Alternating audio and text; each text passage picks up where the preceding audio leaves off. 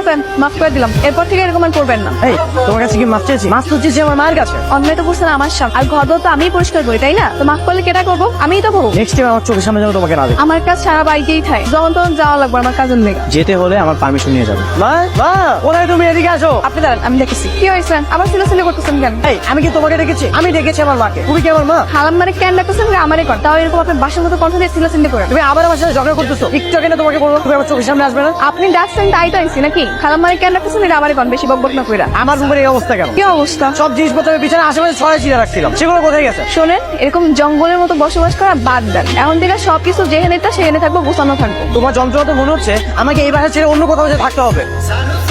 তুমি তুমি এখানে কি করতেছো? তার আগে আপনি কন, এ মায়াটা কেন? হ্যালো, আপনার কি সম্পর্ক? তাড়াতাড়ি কন। তুমি একে চেনো আবি? আর এটাই তো আমাদের নতুন কাজের মেয়ে। যা জিজ্ঞাসা করছি এটার উত্তর দেন। কে মাইয়া? তোমার তো সাহস কম না? রাস্তায় দাঁড়িয়ে কার সঙ্গে কথা বলছো তুমি জানো? তার আগে আপনি কন, হ্যালো, আপনার কয়দিন ধরে সম্পর্ক? এই তুমি এখান থেকে যাও। আমি তো হ্যারে প্রশ্ন